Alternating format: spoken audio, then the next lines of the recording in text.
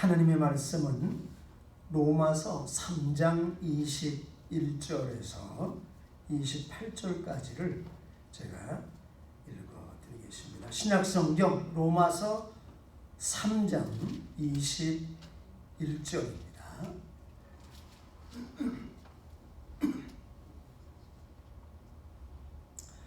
로마서 3장 21절에서 28절. 이제는 율법 외에 하나님의 한 의가 나타났으니 율법과 선지자들 중에서 증거를 받은 것이라. 곧 예수 그리스도를 믿음으로 말미암아 모든 믿는 자에게 있는 하나님의 의인이 차별이 없느니라. 모든 사람이 죄를 범하였음에 하나님의 영광에 이르지 못하더니 그리스도 예수 안에는 구속으로 말미암아 하나님의 은혜로 값없이 의롭다 하심을 얻은 자 되었느니라. 이 예수를 하나님이 그의 피로 인하여 믿음으로 말미암는 화목제물로 세우셨으니 이는 하나님께서 길이 참으시는 중에 전에 지은 죄를 간과하심으로 자기의 의로우심을 나타내려 하시니 곧 이때에 자기의 의로우심을 나타내사 자기도 의로우시며 또한 예수 믿는 자를 의롭다 하려 하심이니라. 그런즉 자랑할 때가 어디 있느냐? 있을 수가 없느니라. 무슨 법으로냐 행위로냐? 아니라 오직 믿음의 법으로니라. 그러므로 사람이 의롭다 하심을 얻는 것은 율법의 행위에 있지 않고 믿음으로 되는 줄 우리가 인정하노라. 아멘.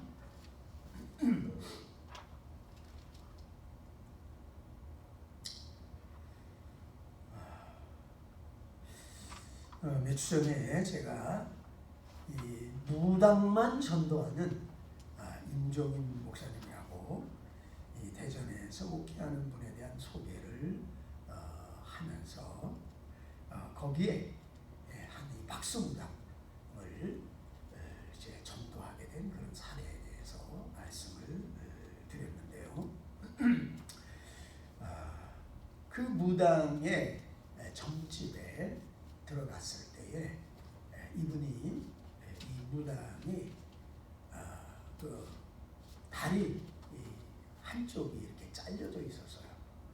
그런데 계속해서 자기의 그 다리를 치면서 할머니를 욕하고 할아버지를 욕하고 막 자기 어머니를 욕하고 왜 그러냐 하니까 할머니가 무당이었고 할아버지가 박수였고 그런데 그것을 엄마가 물려받아야 되는데 엄마가 이제 일찍 돌아갔어. 자기가 이제 그 신을 받아가지고 이렇게 이 박수 무당 노릇을 하고 있는데 이 맞추기는 기가 막히게 맞춰가지고 돈도 많이 벌고 사람들도 많이 이렇게 정치인들 뭐 연예계 사람들 또 기업하는 사람들이 이렇게 많이 찾아왔지만 자기가 이렇게 중환병에 걸려가지고 결국 자기를 이렇게 자기 다리를 자르다가 죽을 거다. 왜냐하면 자기 할머니도 자기랑 똑같은 병에 걸려서 결국 다리를 절단하다가 돌아가셨다는 거예요. 자기가 똑같은 병에 걸렸는데 이게 할머니가 섬기는 신, 또 자기가 섬기는 그 신이 자기를 괴롭히는 거라고 그렇게 이야기를 했습니다. 제가 왜 이 말씀을 드리는가 하면은 이 무당들의 다른 잡신을 섬기다가 이제 기독교로 개종을 해서 하나님을 믿게 된 사람들의 이 간증을 들어보면 자기가 정말 그 신을 받은 사람들 그 두렵다는 걸 항상 불안하대요. 그리고 몸이 늘 아프대요. 막 용하다 그래서 다른 사람의 점은 정말 쪽집게처럼 탁탁 집어내서 맞춰주는데 돈 벌어가지고 병원에다가 다 갖다 쓴다는 거예요. 늘 몸이 아프대. 그리고 뭔가 이 불안하고 두려워가지고 자기 마음대로 뭔가를 하지는 못한대. 자기가 뭔가를 마음대로 하게 되면은 자기 안에 있는 그 신이 자기를 갖다 사정없이 그렇게 몸을 아프게 만들어. 그러면서 너 왜 내가 시키는 대로 안 했어? 너 왜 내 말 안 들었어? 이런 식으로 그렇게 괴롭힌다는 거예요. 그러니까 정말 뭐 두렵고 무서워가지고 뭔가를 자기 뜻대로 자기 마음대로 하는 게 아무것도 없다는 거예요. 예. 그러니까 막 신이 들렸을 때는 막 그냥 신이 나서 막 이렇게 점을 쳐주고 하지만은 이제 그런 시간이 지나서 혼자 자기 제정신일 때는 그렇게 다 신세가 처량하고 불안하고 두렵고 공포스러워 온 몸이 안 아픈 데가 버는 돈을 갖다가 다 병원에 갔다가 써야 돼. 자, 율법적인 신앙이 있고 또 은혜를 중심으로 한 신앙생활이 있습니다. 율법적인 신앙은 마치 무당이 잡신이 들어와가지고 조금만 잘못하면 괴롭히고 고통을 주고 하는 것처럼 율법적인 신앙은 하나님을 그런 두려움으로 섬기는 거예요. 내가 이거 하지 않으면, 내가 이거 순종하지 않으면, 내가 똑바로 하지 않으면 하나님이 나에게 징계를 내리실 거야. 그래서 뭐 살면서 안 좋은 일이 조금만 생겨도 이거 내가 이거 잘못해서 그렇구나. 이거 내가 하나님께 불순종해서 그렇구나 하는 그런 마음 때문에 두려움과 공포에 휩싸여가지고 신앙생활하는 율법적인 생활. 그 다음에 은혜로 정말 하나님의 은혜에 감격해서 이 신앙생활이 정말 자유예요. 기쁨이에요. 평안이에요. 만족이에요. 크리스찬은 이 두 종류에 다 들어가게 됩니다. 율법적인 신앙이 있고 또 은혜 아래 믿음 생활하는 사람들이 있다는 겁니다. 그래서 저는 오늘 여러분들에게 율법과 은혜 이러한 이 제목으로 말씀을 좀 드리려고 하는데, 먼저 우리가 깨달아야 될 것은 이 율법은 죄를 깨닫게 해준다는 거예요. 20절 같이 한번 읽어보겠습니다. 로마서 3장 20절 다 같이 읽습니다. 시작. 그러므로 율법의 행위로 그의 앞에 의롭다 하심을 얻을 육체가 없나니 율법으로는 죄를 깨달음이니라. 자, 율법은 죄를 깨닫게 해주기 위해서 하나님께서 우리에게 주셨다는 거예요. 사람은 다 거짓되다고 성경은 선언하고 있고 의인은 하나도 없다고 그랬습니다. 어떤 사람은 나는 선하게 살아왔어. 나는 평생 다른 사람에게 해를 끼치지 않았고 평생 나는 정말 하늘을 우러러 한 점 부끄러움이 없어. 이런 사람들이 있어요. 정말 양심적으로 깨끗하게 살았다는 거예요.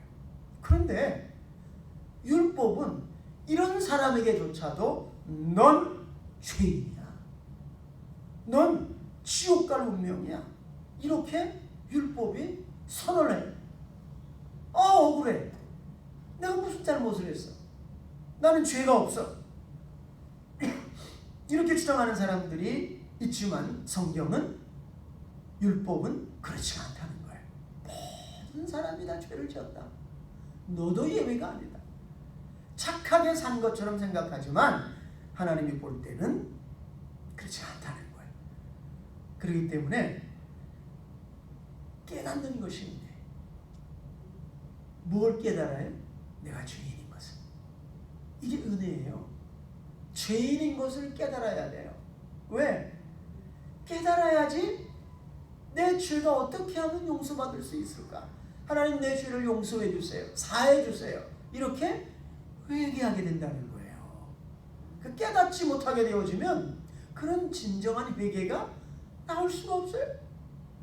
예수님을 진정으로 만난 사람들은 자기가 죄인인 것을 깨닫습니다. 왜? 율법이 깨닫게 해주는 거예요. 자, 이것은 무엇과 같은가 하면은 우리가 방 안에 이렇게 커튼을 쳐놓고 있으면 방 안에 있는 먼지가 하나도 보이질 않습니다. 그런데 햇빛이 지금 바깥에는 아주 쨍쨍하게 비치고 있는데 내가 커튼을 이렇게 열어 제쳤어요. 그래서 햇빛이 쫙 들어오면 어떻게 됩니까? 방 안에 먼지가, 거실에 먼지가 가득히 있는 것을 보게 되었습니다.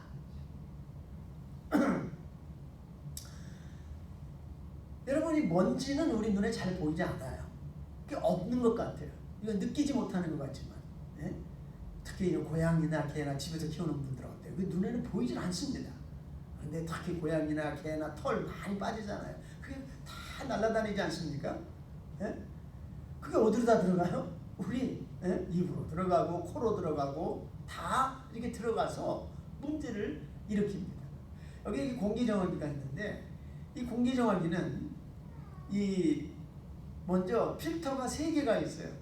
하나는 큰 필터예요. 제일 앞에 있는 거. 그것은 우리 눈에 안 보이지만 이렇게 막 돌아다니는 그 먼지를 다 빨아들입니다. 먼지가 조금만 나면 다 빨아들여요.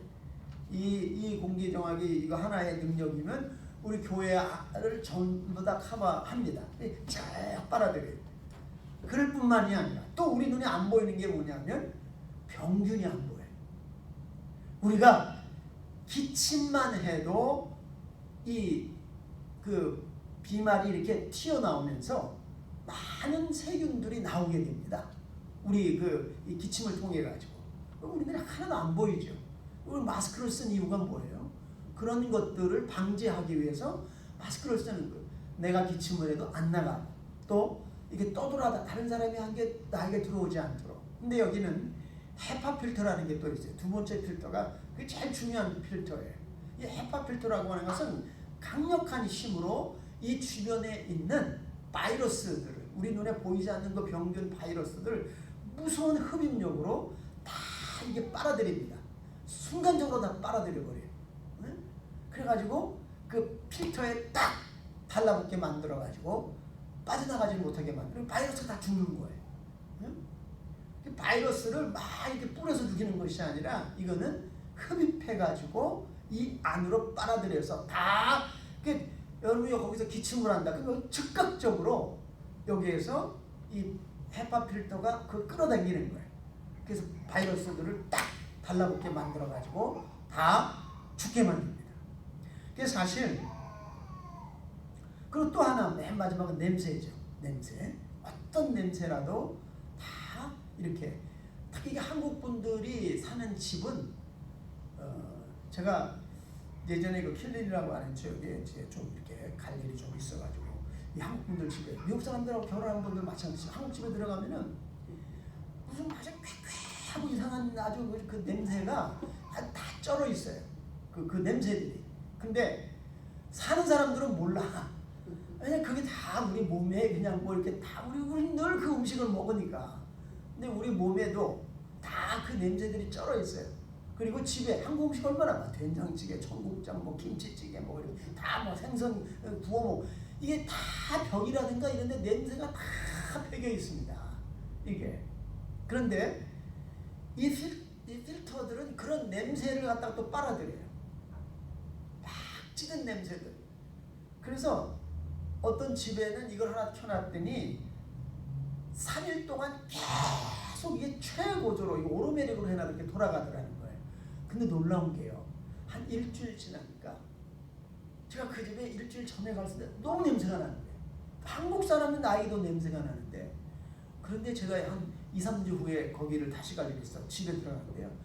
냄새가 하나도 안 나요. 냄새를 싹 빨아들이는 거예요. 네? 그래서 이 안에 이게 뭐냐면 숯입니다. 숯이에요. 축구장 5배 이게 펼치면 축구장 5배의 그 넓이만큼의 이게 그 넓혀질 만큼 이게 숯을 갖다가 아주 얇게 해가지고 이게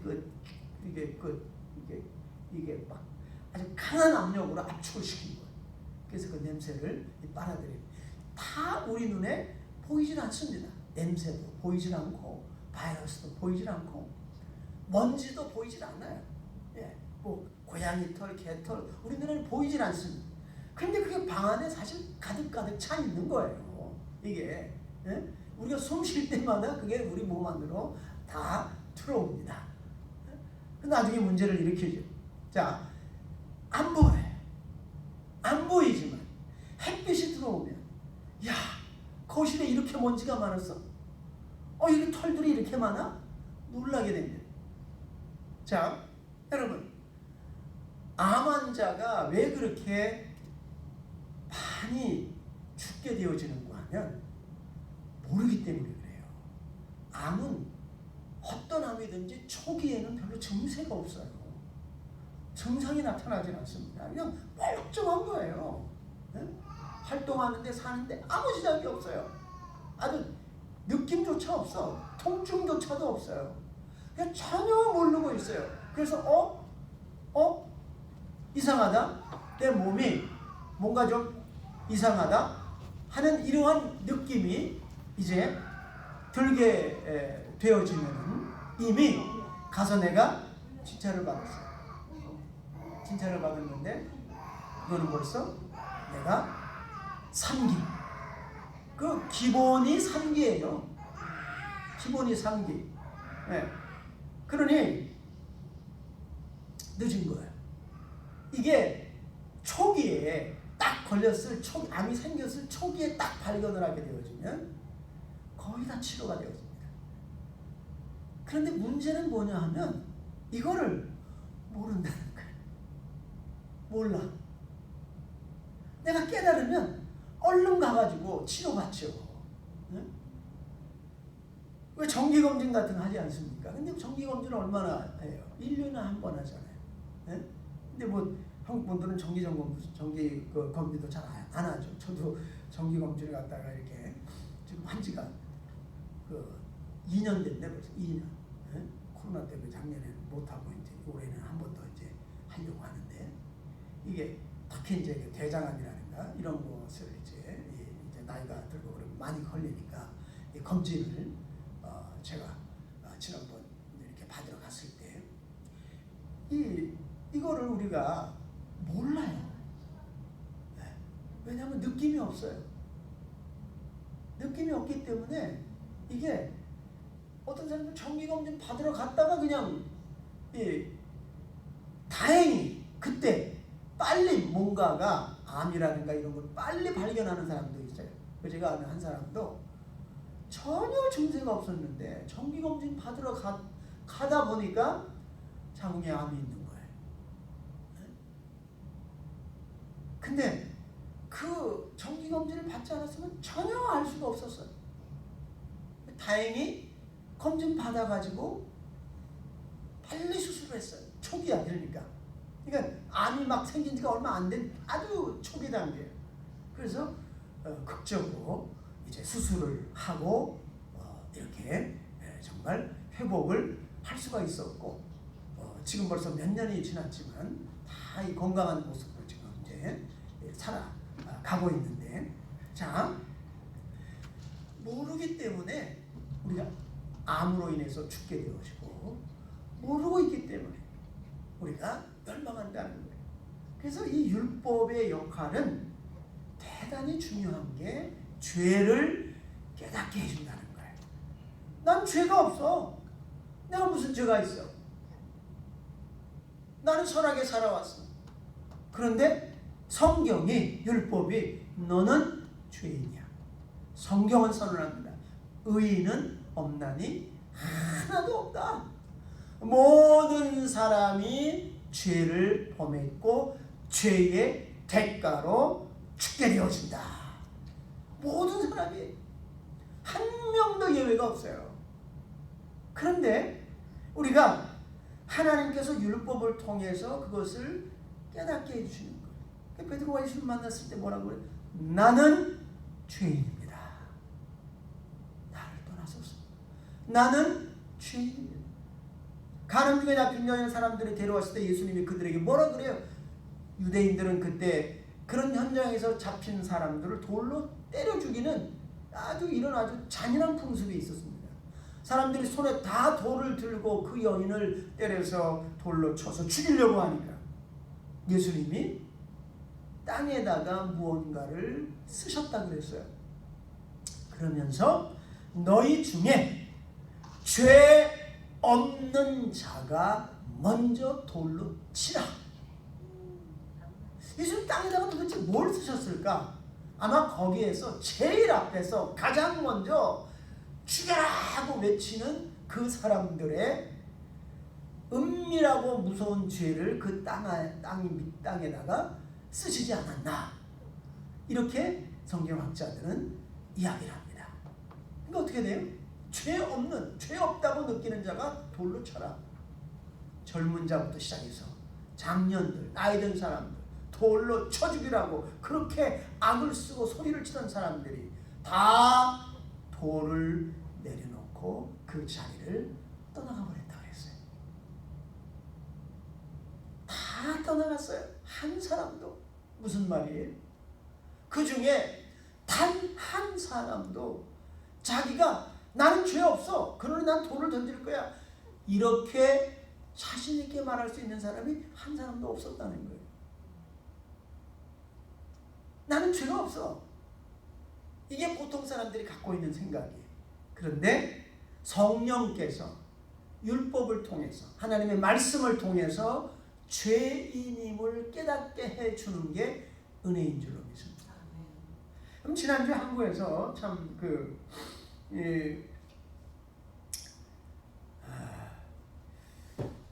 오랫동안 거의 한 2년간을 대한민국을 시끄럽게 만들었던 이 조국 법무부 장관까지 지냈죠. 이게 문재인 대통령의 민정수석은 대통령 다음이에요. 대통령 다음이 뭐 국무총리 뭐 이런 사람들이 아닙니다. 대통령의 민정수석, 최고의 그 권력을 가지고 있던 사람이었어요.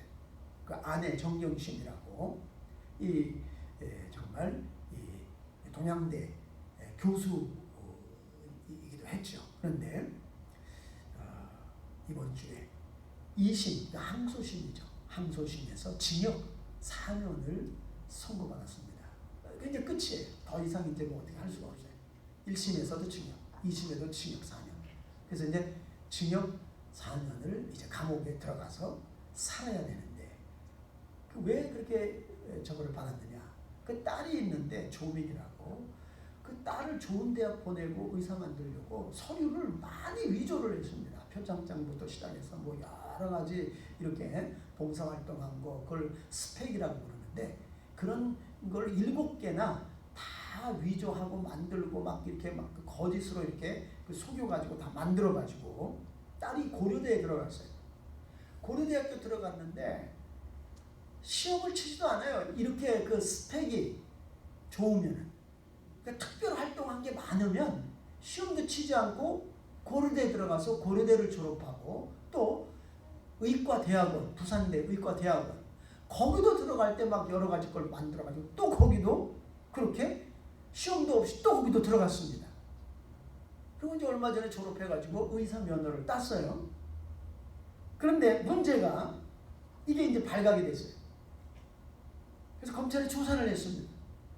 2년 동안에 다 조사를 했는데 7개의 서류들을 위조해가지고 딸을 고려대에 보내고 의과대학원에 보내고 이렇게 한 거예요. 그게 이제 다 드러나서 결국은 이제 엄마는 4년 깜빵에서 살아야 되고, 문제는 딸이야. 딸이 이제 고려대가 입학을 곧 취소할 것 같아요. 왜? 그 입학 요항에 그게 있어요. 거짓으로 위조 서류를 만들어서 들어온 사람들은 다 입학 취소가. 그 입학 취소되면은 부산대 대학원도 취소됩니다. 그 의사 면허 땄는데 그것도 다 취소돼요. 그 딸의 앞길이 다 이제 그냥 망하는 거예요. 망하는 겁니다. 예전에 우리 박근혜 대통령 탄핵할 때 그 이유 중에 최순실 씨라고 하는 사람이 그 딸 정유라 이화여대 부정 입학시켰다 그래가지고 그 입학 취소됐잖아요. 예?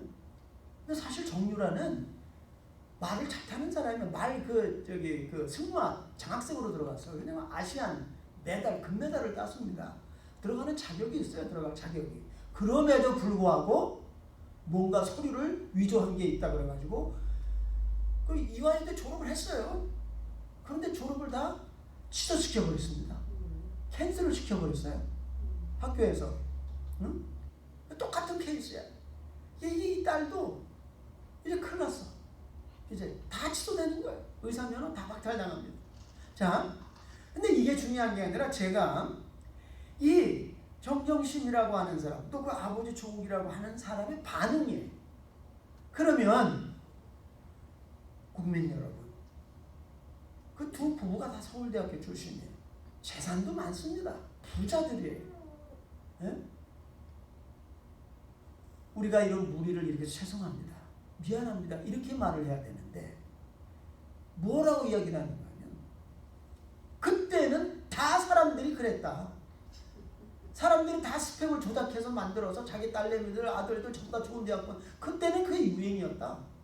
근데 왜 우리만 잡아가두느냐? 그러니까 자기들 시대에 좋은 대학 가고 뭐 이렇게 다 의사 되고 뭐 판사 뭐 이렇게 그 법대 의대 들어간 사람들이 전부 다 그런 가짜 스펙을 만들어서 다 들어갔다는 거예요. 그게 그냥 일상화된 일이었다.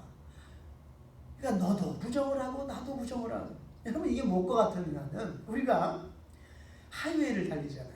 네?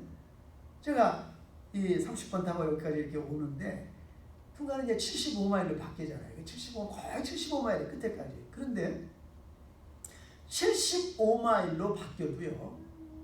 75마일 마일을 지켜가지고 달리는 사람들 그렇게 많지가 않아요. 거의 다 80마일, 85마일. 이제 다운타운에 들어가서 스피드 리밋이 한 60으로 바뀌어요. 60으로 바뀌어요. 그러면 60으로 달리는 운전자들이 거의 없어요. 거의 다 65, 70으로 다 달립니다. 오히려 스피드 리밋을 딱 지켜서 달리는 사람들이 이게 드물 정도예요. 거의 없어요. 자, 그런데 경찰이 잡았어요. 야, 여기 65인데 당신이 70으로 달렸어. 잡았어요. 그런데 그 운전자가 이렇게 말해요. 야, 왜 나만 잡냐? 저 사람들 봐라. 다 70, 70으로 달리는데 왜 저 사람들 안 잡고 나만 잡냐? 에? 이것과 똑같은 거예요. 에? 사실 많은 사람들이 그렇게 부정해서 들어갔겠죠. 에? 문제는 뭐예요? 잡혔다는 거야. 걸렸다는 거예요, 그게. 에? 그러면 어떻게 돼요? 걸렸잖아요. 그러면 시인을 해야죠. 에? 이 사람도 하고 저 사람도 하고 그랬지만 우리가 잘못했다. 우리가 이렇게 잘못 위조 서류를 만들어서 딸을 성공시키려고 이렇게 했다. 이렇게 시인을 해야 되는데 우리가 뭘 잘못했냐? 다 그렇게 하는데 다 그래서 아들, 딸 좋은 대학 다 들여보내는데 우리가 뭘 그렇게 잘못했냐? 이렇게 말하는 것을 보면서 참 사람이 자신이 잘못했다고 하는 것을 시인하는 게 이렇게 어렵구나.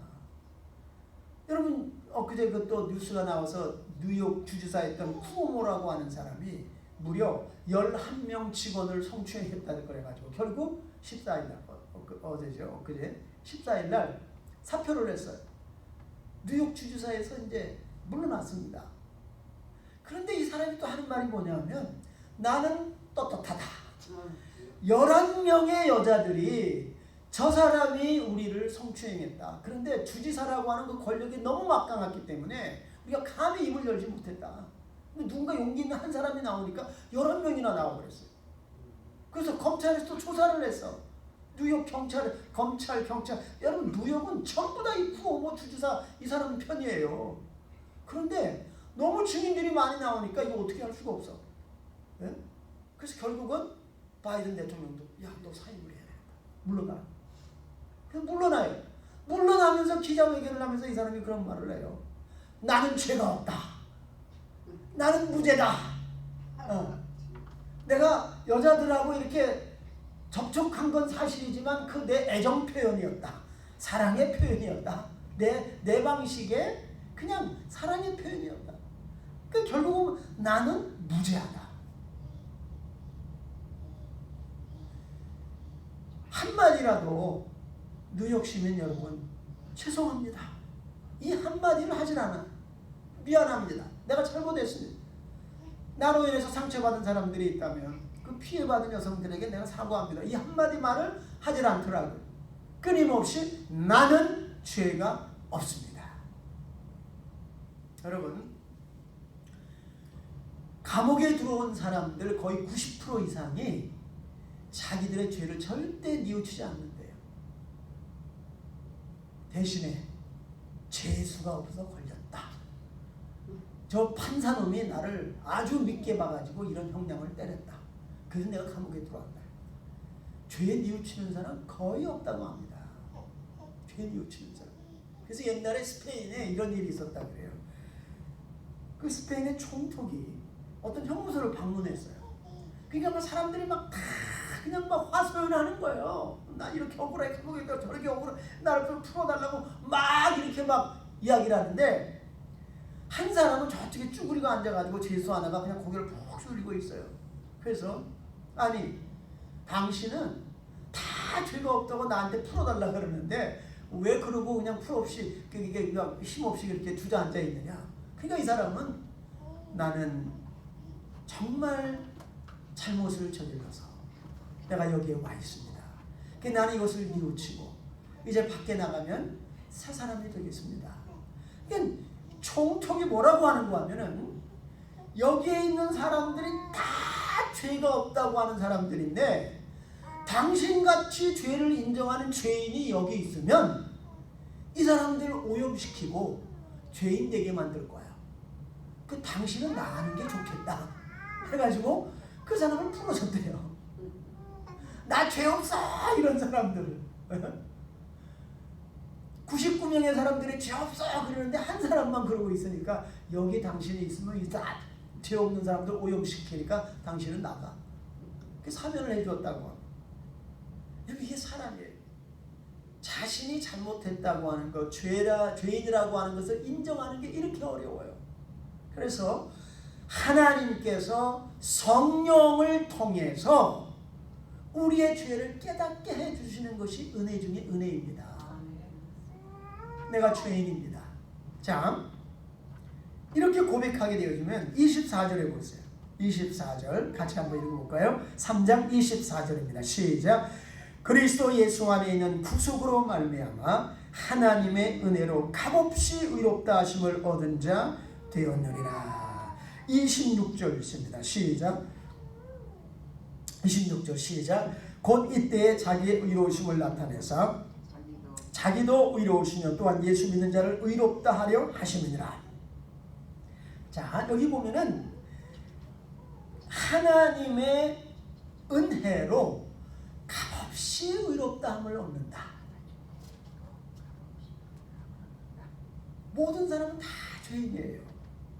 그런데 놀랍게 예수님을 우리가 진정으로 믿게 되어지면 하나님은 우리를 의롭게 만드시는 줄로 믿습니다. 왜? 우리의 모든 죄를 이사야 53장에 보게 되어지면 우리 무리의 죄를 예수님께 다 담당시키셨다. 예수님이 다 가져갔다는 거예요. 네? 우리 등에 잔뜩 이렇게 정말 메워져 있던 그 무거운 죄의 짐을 예수님께 다 하나님이 옮기셔가지고 예수님이 내 죄 때문에 우리의 죄 때문에 십자가의 죽으심으로 인해서 우리의 죄를 용서하시고 그리고 예수님을 하나님이 다시 부활시킴으로 인해서 우리를 의롭게 만드셨는 줄로 믿습니다. 여러분, 인간의 죄는 마치 그 표범에 에레미야에서 보면 표범에 얼룩얼룩한 반점이 있지 않습니까? 그 반점 같다 그랬어요. 그 반점을 어떻게 없앨 수가 있어요? 그 반점은 없앨 수가 없습니다. 그 다음에 또 이 구수인, 성경에 보면 구수인이라고 하는 에디오피아인의 흑인을 말합니다.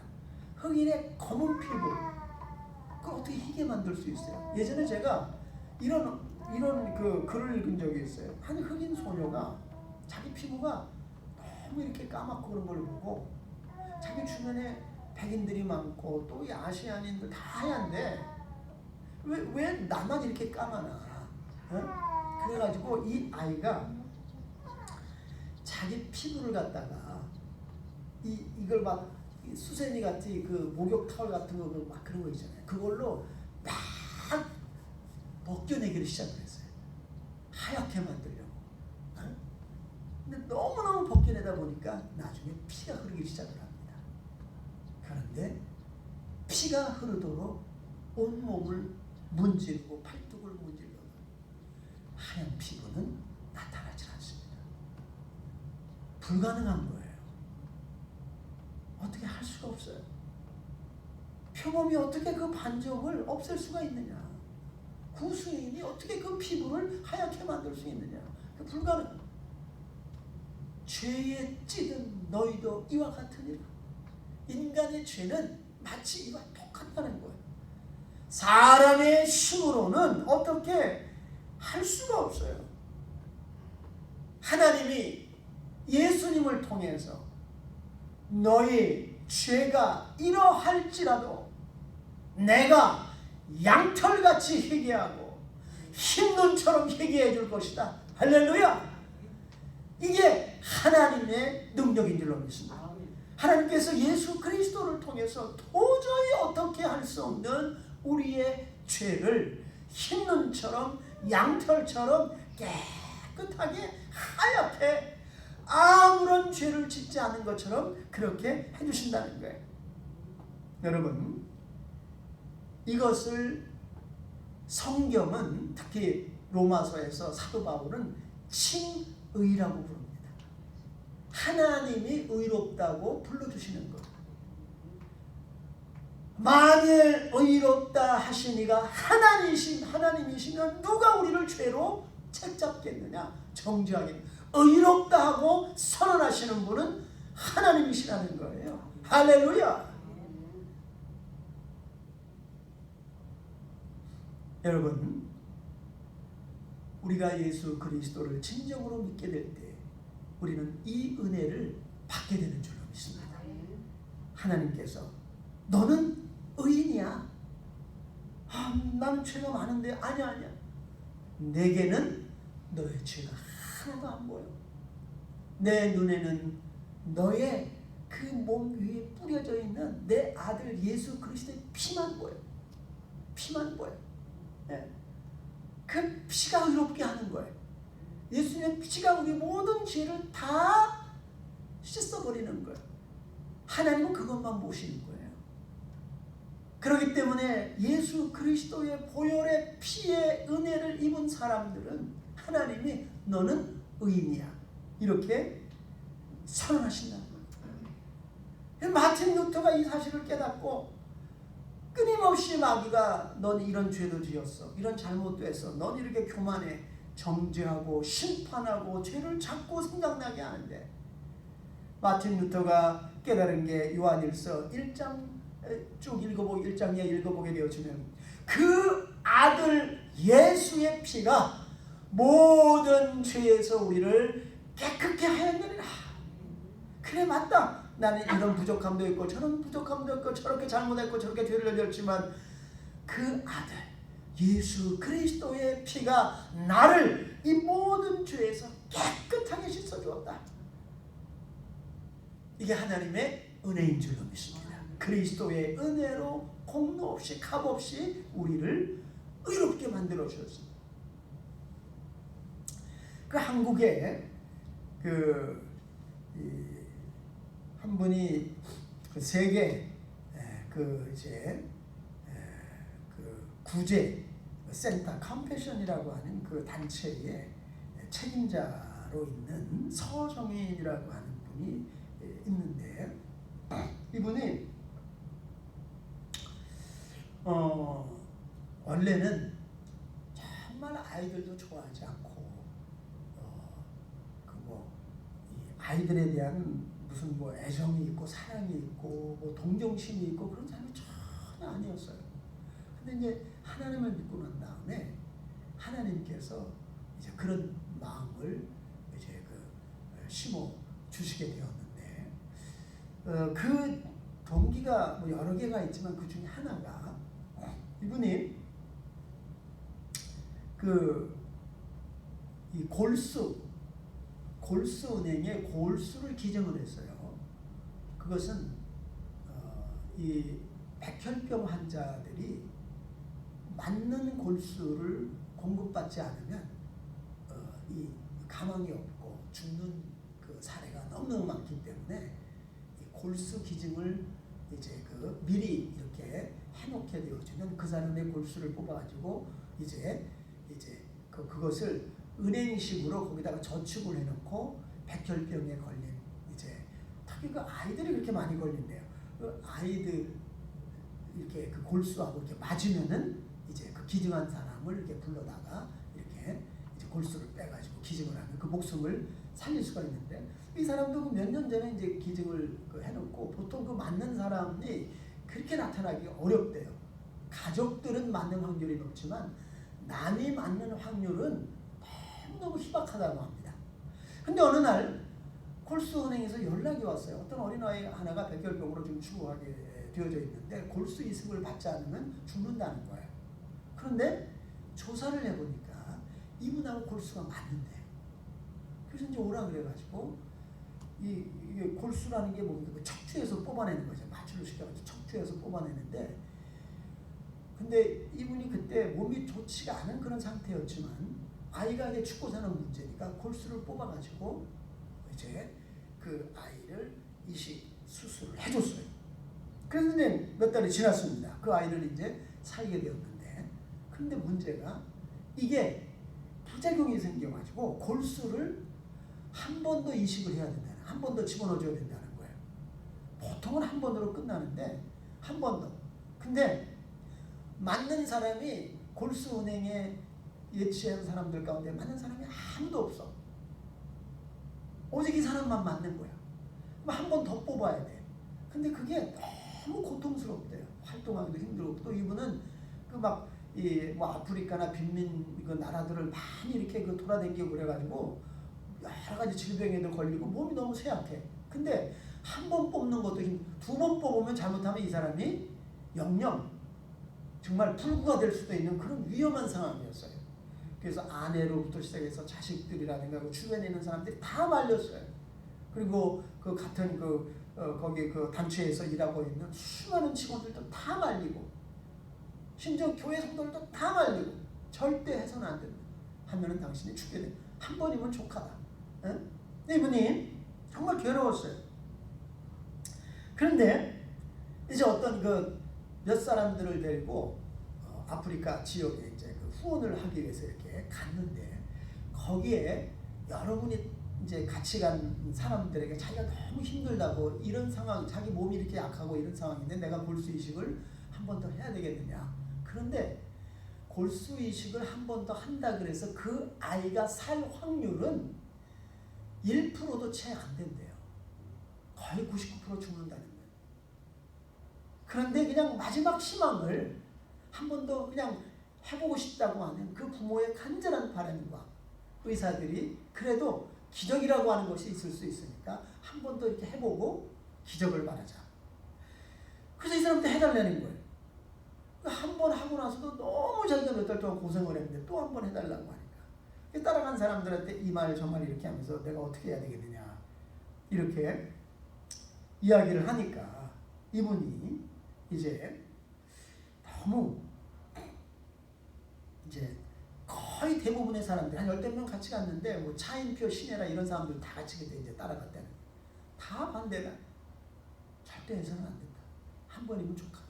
확률이 무슨 10% 20%만 돼도 하는데 1%도 채 되지 않는데 안 하는 게 좋겠다. 그래서 마지막 한 사람이 나왔어요. 10명 따라간 사람 9명 다 반대. 한 명이 딱 남았어요. 근데 이분이 소아과 의사인데 장로님이야.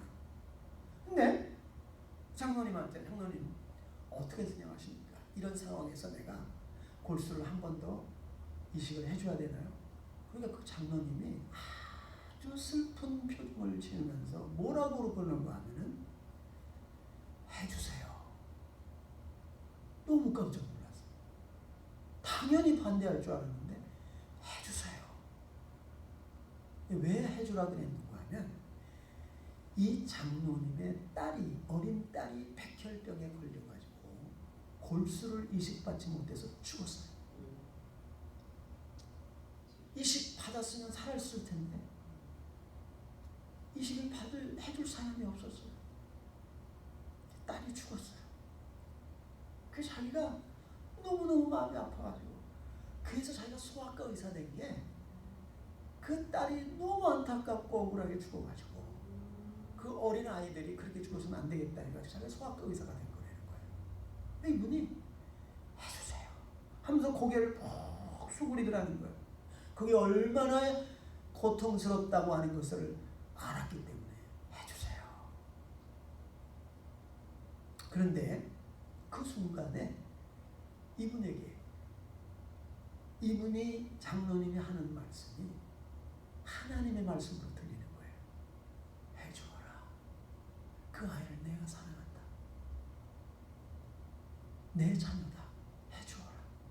그래서 이분이 풍만하지 않고 귀국해가지고 다시 자기의 골수를 뽑아가지고 이식을 해주었어요. 근데 이 골수를 기증한 사람들은 서로 몰라요. 기증 받는 사람과 기증하는 사람이 모릅니다. 기증은 발런티어로 하는 거기 때문에 만일에 나중에 기증한 사람이 기증받아 살아난 사람들한테 막 이렇게 부당한 요구를 할 수도 있고 그럴까봐 전혀 모르게 한대요. 그런데 기증하는 사람의 이름도 안 밝히고 기증받는 아이의 이름도 안 밝힌대요. 상태가 어떻다 이제 그런 것만 이렇게 해주고. 그런데 해줬어요. 며칠이 지나고 난 다음에 그 어머니가 5장의 편지를 보내왔는데 그 편지마다 다 눈물로 얼룩져 있어요. 그리고 끊임없이 고맙습니다. 감사합니다. 고맙습니다. 감사합니다. 그래서 수개월이 지나고 난 다음에 살 확률이 1%도 안 되니까 너무 염려가 되잖아요. 근데 그런 상황은 이제 알 수가 있어요. 내가 기증해준 그 환자가 상태가 어떤지. 그런데 놀랍게도요. 기증받은 그 아이 1%의 살 확률밖에 없다고 하는 그 아이가 아주 건강하게 회복이 되었어요. 백혈병에서 완전히 회복돼서 얼마나 힘차고 건강한 모습으로 그 아이가 자라고 있는지. 몇 년이 지나고 나서도 아이는 건강하게. 근데 더 놀라운 사실은 그 부모가 전혀 예수님을 안 믿는 사람들이었어요. 그런데 이분이 그 골수를 기증해 주면서 나는 예수 믿는 사람이고 예수님의 사랑으로 당신에게 내 이 골수를 드립니다. 꼭 예수 믿도록 하세요. 근데 그 어머니하고 아버지가 우리는 예수를 전혀 안 믿는 사람이지만 당신을 보니까 정말 예수를 믿어야 되겠다는 마음이 든다. 그래서 그분들이 다 교회 나가게 되었습니다. 그런데 더 놀라운 사실은 그 아버지가 골수 기증을 또 하는 사람이 되어져가지고 다른 백혈병 환자 어린아이를 이 아버지가 골수를 기증을 해서 또 살린 거예요.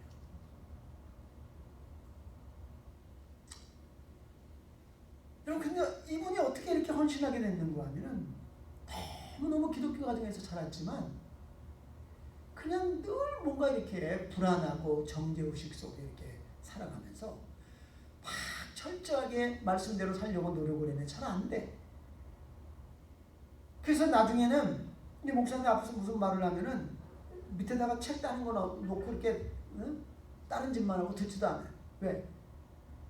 저 목사는 자기가 말한 걸 지키지도 않고 행하지도 않을 거야. 그러면서 왜 나에게 하라 그래? 그런 반항심이 생겨가지고 어릴 때부터 교회에서 자라고 기독교 가정에서 자랐는데 그런 마음이 들었어요. 근데 늘 정죄의식 속에 불안하고. 그런데 어느 날 내가 이렇게 해서는 안 되겠다 해가지고 하나님하고 내가 한번 단판을 지어야 되겠다. 그래서 대학교 때 이제 그 방학 때 하루에 하루 종일 성경을 붙들고 하나님 계시면 나를 만나주시고 나에게 말씀해 주세요. 내가 이 정죄의식에서 무엇을 해도 죄책감이 들고 지옥 갈 것 같고 구원의 확신도 없고 내가 어떻게 하면 좋겠습니까? 그러는 가운데 오늘 이 로마서 3장 4장을 읽어내려가는, 하루에 8시간씩 7시간씩 막 성경을 읽어가는데 이 로마서를 읽어가게 됐어요. 여기에 보니까 여기에서 계속해서 반복해서 나오는 말이 믿음으로 의롭게 된다. 믿음으로 의롭게 된다. 믿음으로 의롭게 된다. 이런 말이 반복해서 나오는데 갑자기 마음에 뭘 믿는다는 거지? 뭘 믿으면 의롭게 된다는 거지? 뭘 믿어야 되지? 이런 퀘스천이 들기를 시작을 하는 거예요. 그러면서 자기가 지금까지 읽고 들은 하나님의 말씀이 생각나기를 시작을 하는데 예수님이 십자가에서 죽으셨고 나를 의롭게 만들기 위해서 다시 살리셨고 그분이 다시 오신다고 하는 그 사실을 믿는다고 하는 사실을 깨닫게 되었어요. 그런데 이 사실은 어릴 때부터 중학생 때, 고등학생 때, 대학생 때 무수하게 교회에서 들은 말씀인데도 불구하고 한 번도 자기 마음에 그렇게 깊이 있게 다가온 적이 없어요. 그런데 그날 하나님의 말씀을 읽는 가운데 믿음으로 의롭게 되는데 예수 그리스도가 너의 죄 때문에 십자가에서 죽으셨고 너를 의롭게 만들기 위해서 그분이 다시 살아나셨고 이것을 믿으면 하나님이 의인이라고 불러주신다고 하는, 의인이 된다고 하는 사실을 깨닫는 순간에 야, 이 진리를 왜 내가 몰랐나?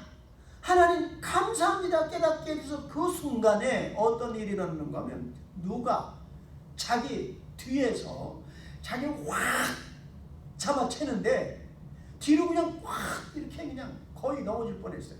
뭔가 그냥 확 잡아채는데 근데 자기 등에서 무슨 보따리 같은 거를 누가 뒤에서 확 뺏어버리는 거예요. 잡아채가는 거예요. 네?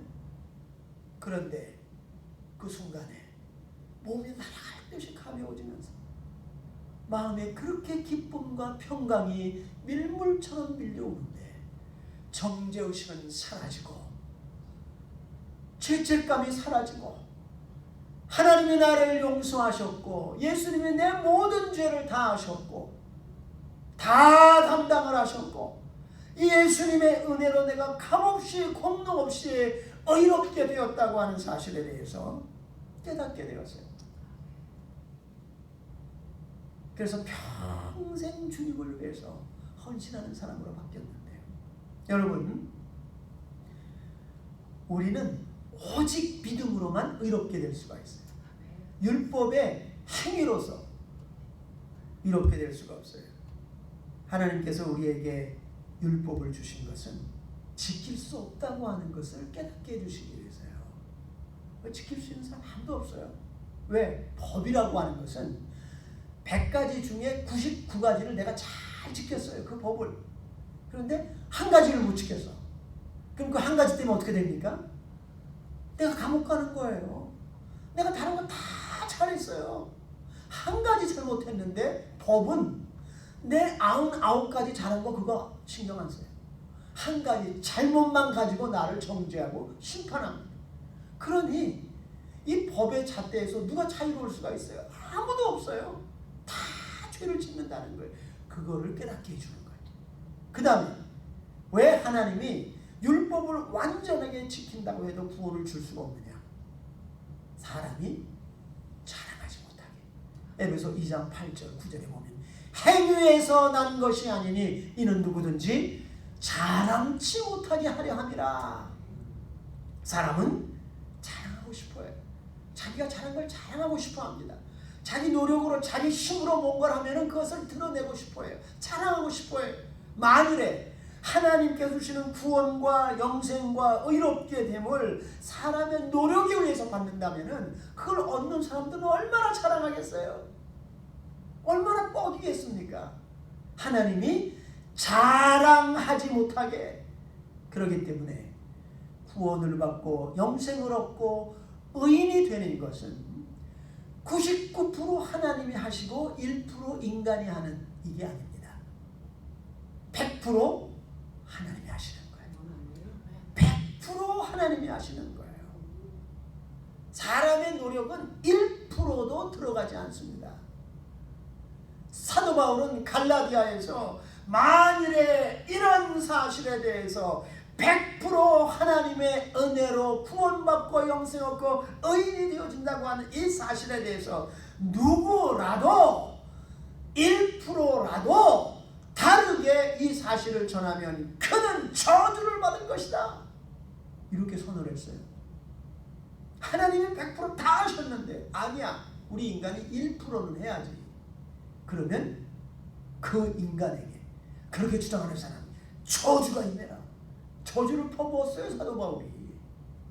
100% 하나님의 은혜인 줄로 믿습니다.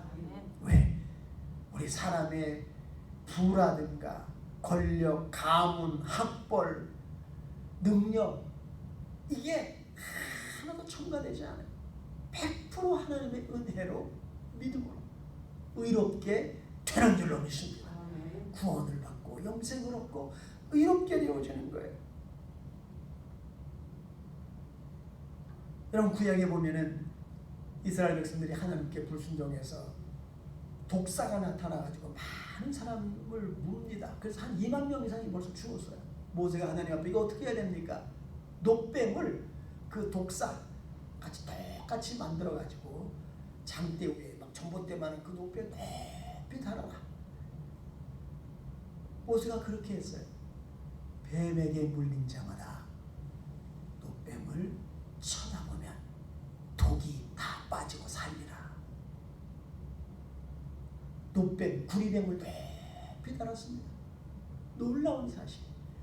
뱀의 독이, 그 맹독이 온몸에 퍼져서 죽어가는 사람들이 누구든지 바라보는 사람들은 전부 다 독이 다 빠지면서 살게 되었어요. 바라보기만 하면 되는 거예요. 하나님 다 해놓으셨어요. 노뱀은 누구예요? 예수 그리스도예요. 예수 그리스도. 예수 그리스도를 바라보기만 하면 돼. 믿음의 눈으로 바라보기만 하는데 바라보는데 무슨 노력이 들어가요? 1%의 내 노력이 안 들어가는 거예요. 그런데 저거 바라본다고 구원받아? 안 바라본 사람도 있어요. 모세가 바라봐라 그랬는데도 안 바라본 사람 장막에서 안 나와. 그런 사람 다 죽었어요. 하나님이 예수 그리스도를 높이 올리셨어요. 누구든지 내 아들 예수 그리스도를 바라보면 구원을 얻을 것이다. 영생을 얻을 것이다. 여러분 영국에서 가장 유명한 설교자로서 수십만의 사람들을 구원한 스펄전이라고 하는 사람이 있었습니다. 이분이 젊으실 때 똑같이 막 죄 때문에 너무 괴로워하고 힘들어하고 구원의 확신이 없었어요. 온갖 집회는 다 쫓아다니고 좋은 교회, 좋은 말씀은 다 들었어요. 그런데도 너무 죄책감이 더 심해져가고 자기가 구원받았다고 하는 영생 얻었다는 확신이 없었어요. 그런데 어느 날 겨울이었습니다. 눈이 너무너무 많이 와가지고 어떻게 다른 데 갈 수가 없어요.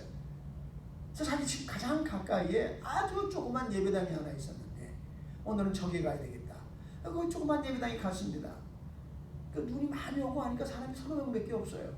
그런데 맨 앞에 앉아있던 어떤 그 나이가 좀 지긋한 그 빼빼 많은 백인한 사람이 눈이 너무 많이 와가지고 오늘은 목사님이 오시지 못하시는 것 같습니다.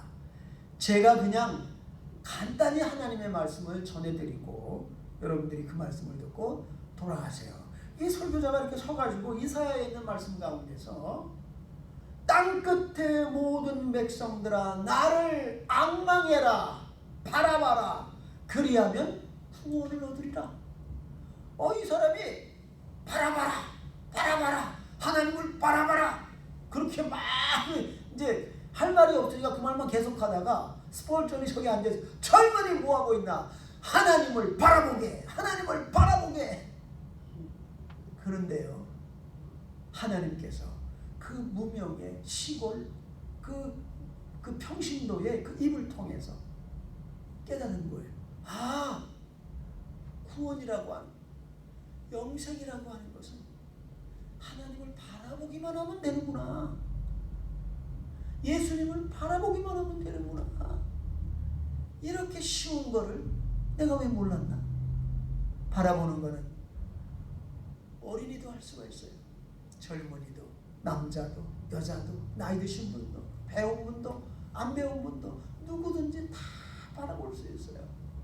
하나님은 모든 사람이 다 구원받기를 원하잖아요. 그럼 쉽게 만들어야 되잖아요. 네? 하나님이 다 해놓으신 거 모든 사람이 쉽게 다 받을 수 있도록 바라만 봐라. 내 아들 예수 그리스도를 바라만 봐라. 그러면 영생을 주겠다. 그러면 내가 너를 의인으로 만들어 주겠다. 여러분, 이것이 바로 복음인 줄로 믿습니다. 이것이 바로 은혜 아래 사는 삶이에요. 하나님을, 예수를 바라보는 것으로 인해서 내가 구원받고 영생 얻고 영원한 하나님의 가족의 멤버가 되어지고 의인이 되어지고, 이러한 확신을 가지고 하나님의 은혜 아래서 우리가 막 율법을 지키려고 애를 쓰고, 내가 뭐 조금만 잘못하면 하나님이 나를 치셨어, 징계했어, 이것이 아니라 예수 그리스도를 믿는 믿음에서 오는 진정한 자유와 기쁨과 평안을 누리면서 주님을 섬길 수 있게 되시기를 주님의 이름으로 축원드립니다. 기도하겠습니다. 사랑의 하나님,